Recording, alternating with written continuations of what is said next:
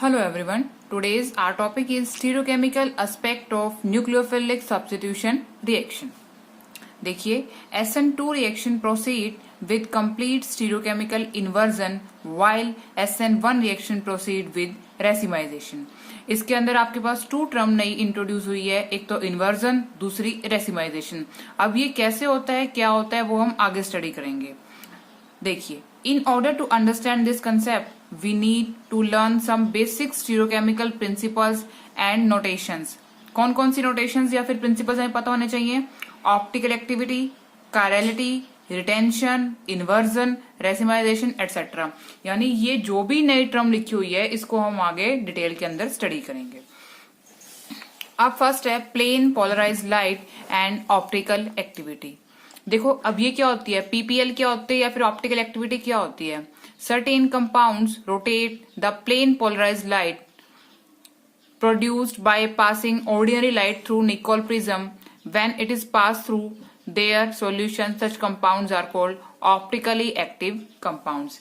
यानी कि कुछ ऐसे कंपाउंड्स होते हैं जो रोटेट कर देते हैं प्लेन पोलराइज्ड लाइट को. जब उनको पास करेंगे उसके सॉल्यूशन में से, ऐसे कंपाउंड्स को हम क्या बोलते हैं, ऑप्टिकली एक्टिव कंपाउंड्स. यानी कि वो कंपाउंड जो पीपीएल को रोटेट कर देंगे जब उसे पास किया जाएगा उसके सॉल्यूशन के अंदर से, ऐसे कंपाउंड को हम क्या बोलते हैं, optically active compound.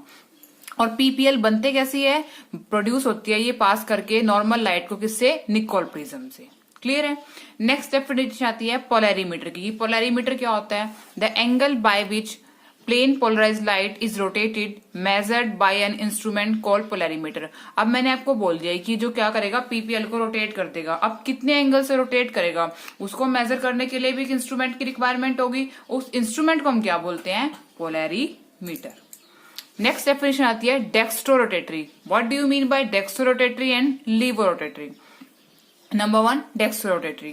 If the compound rotate the plane polarized light to right यानी कि अगर वो प्लेन पोलराइज्ड लाइट को क्लॉकवाइज डायरेक्शन में रोटेट कर रहा है तो वो क्या होगा, डेक्स्ट्रो रोटेटरी.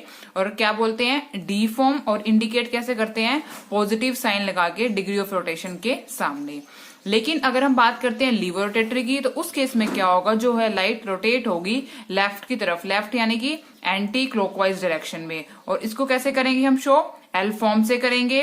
और इसमें सिंबल कौन सा आ जाएगा, नेगेटिव साइन का सिंबल आएगा डिग्री ऑफ रोटेशन के सामने. यानी सिंपल बताऊं, डेक्स्ट्रो में किस तरफ रोटेट होगी पीपीएल, राइट की तरफ यानी क्लॉकवाइज डायरेक्शन में.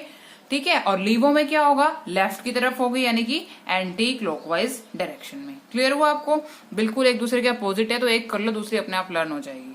यहां तक की डेफिनेशन क्लियर है. नेक्स्ट चलते हैं. Such plus and minus isomers of a compound are called optical isomers and the phenomenon is termed as optical isomerism. अब ये जो प्लस आइसोमर बना पीछे हमने देखा, ठीक है, माइनस आइसोमर बना, एक डेक्स्ट्रो एक लीवोक्रा, ऐसे कंपाउंड्स को हम क्या बोलते हैं, ऑप्टिकल आइसोमर्स. और इन फिनोमिनन को हम क्या बोलते हैं, ऑप्टिकल आइसोमेरिज्म. सेकेंड देखिए, मॉलिक्यूलर एसिमेट्री, कायरलिटी एंड इनएंशियोमर. अब आगे और डेफिनेशंस देखते हैं. If all the substituents attached to the carbon are different, such a carbon is called asymmetric carbon or stereocenter. So पहली डेफिनेशन आ गई, व्हाट इज स्टीरियोसेंटर. यानी कि अगर किसी कार्बन से जो अटैच्ड ग्रुप्स हैं चारों के चार, वो क्या होते हैं, डिफरेंट होते हैं, तो उसे हम क्या बोलते हैं, एसिमेट्रिक कार्बन या फिर स्टीरियोसेंटर.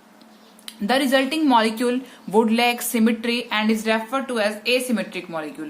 अब उसके अंदर क्या होगा, सिमेट्री नहीं होगी, सिमेट्री की कमी होगी, तो उसे हम क्या बोलते हैं, asymmetric molecule. और जो एसिमेट्री होती है मॉलिक्यूल की, वो रिस्पॉन्सिबल होती है ऑप्टिकल एक्टिविटी के लिए ऑर्गेनिक कंपाउंड्स के अंदर. यानी कि एसिमेट्री की वजह से ही आपकी ऑप्टिकल एक्टिविटी क्या होती है, शो होती है. अब डेफिनेशन आती है कायरलिटी की और अकायरल, यानी कायरल और अकायरल को स्टडी करेंगे यहाँ पे. The objects which are non-superimposable on their mirror image are said to be chiral. यानी कि वो ऑब्जेक्ट जो अपनी मिरर इमेज के ऊपर नॉन सुपर इम्पोजिबल होते हैं उन्हें हम क्या बोलते हैं, कायरल. और इस प्रॉपर्टी को हम क्या बोलते हैं, कायरलिटी. क्लियर. और वो ऑब्जेक्ट जो सुपर इम्पोजिबल होते हैं अपनी मिरर इमेज के ऊपर, उसे हम क्या बोलते हैं, अकायरल. अब जैसे कि ये हैंड है, ठीक है, इसकी मिरर इमेज क्या बनेगी, ये बन गई। अब ये इसके ऊपर मैंने रखा तो ये क्या है, सुपर इम्पोज नहीं हो रहा है, सो दैट मीन्स ये क्या है, नॉन सुपर इम्पोजेबल है। लेकिन जो चीज अगर इसको मैं रोटेट कर दूं, ठीक है, अब इसको इसके ऊपर रखती तो ये क्या हो गया, सुपर इम्पोज हो गया। So that is the case of superimposability. और अगर ये ऐसे है, रोटेशन से पहले की बात है, तो ये क्या है, नॉन सुपर इम्पोजेबल। क्लियर है, एग्जाम्पल मैंने दिया, बाकी आगे समझ में आ जाएगा आपको। उसके बाद लेट अस को समझते हैं एग्जांपल की हेल्प से। Let us consider two simple molecules, propane 2-ol and butane 2-ol and their mirror images.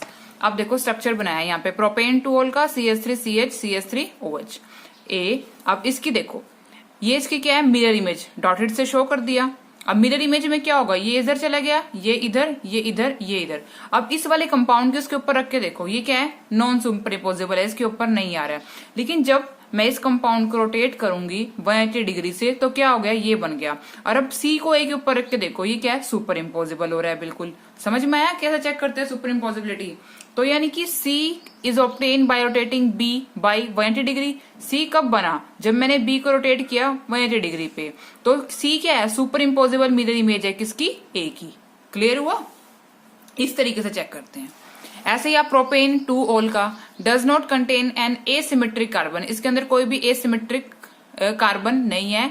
As all the 4 groups attach to tetrahedral carbon are not different. अब इसमें आप देख भी सकते हो एसिमेट्रिक कार्बन तो थी ही नहीं, क्यों, क्योंकि 2 ग्रुप तो क्या हो गए हैं, सेम हो गए हैं। और मैंने आपको बताया एसिमेट्रिक कार्बन वो कार्बन होती है जिसके ऊपर जितने भी सब्स्टिट्यूएंट प्रेजेंट है वो क्या होंगे, डिफरेंट होंगे। लेकिन इस केस में तो क्या है, 2 क्या हो रहे हैं, सेम हो रहे हैं। सो this is not the example of asymmetric, thus it is an achiral molecule. तो ये क्या होगा, अकायरल। अब देखो कायरल का समझाती हूँ।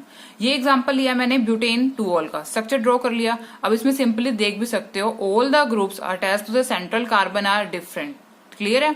अब इसकी मिरर इमेज मैंने बनाई, ये बन गई है। अब इसको मैंने क्या किया, रोटेट किया 180 डिग्री से, तो मेरे पास ये बन के आ गया। F is obtained by rotating E bye 180 degree. F is non superimposable on its mirror image D। अब इसको रख के देखो, इसके ऊपर आप चेक भी कर सकते हो, ये इसकी सुपर इम्पोजेबल नहीं हो रहा है, यानी कि ये नॉन सुपर इम्पोजेबल है अपनी मिरर इमेज के ऊपर। Butane 2-ol has 4 different group attach to tetrahedral carbon and is chiral. अब ब्यूटेन 2-ol में मैंने आपको दिखा दिया कि सारे के सारे ग्रुप क्या है, डिफरेंट है। So this is chiral molecule. Next बात करते हैं इनएंशियोमर की। The stereoisomer related to each other as non superimposable mirror image, यानी कि वो स्टीरियोआइसोमर्स जो एक दूसरे से रिलेटेड है, कैसे, नॉन सुपर इम्पोजिबल, यानी कि जो आपस में सुपर इम्पोजिबल नहीं है, उन्हें हम क्या बोलते हैं, इनएंशियोमर। अब इनएंशियोमर के अंदर होता क्या है, क्या कैरेक्टरिस्टिक्स होती है इनएंशियोमर की। Enantiomer possess identical physical properties, जैसे कि melting point, boiling point, refractive index etcetera. Physical properties क्या है इनकी, आइडेंटिकल है। They only differ with respect to rotation of PPL, यानी कि उनकी जो प्लेन पोलराइज्ड लाइट को रोटेट करने की डिग्री है वो क्या होगी, उनकी अलग अलग मिलेगी।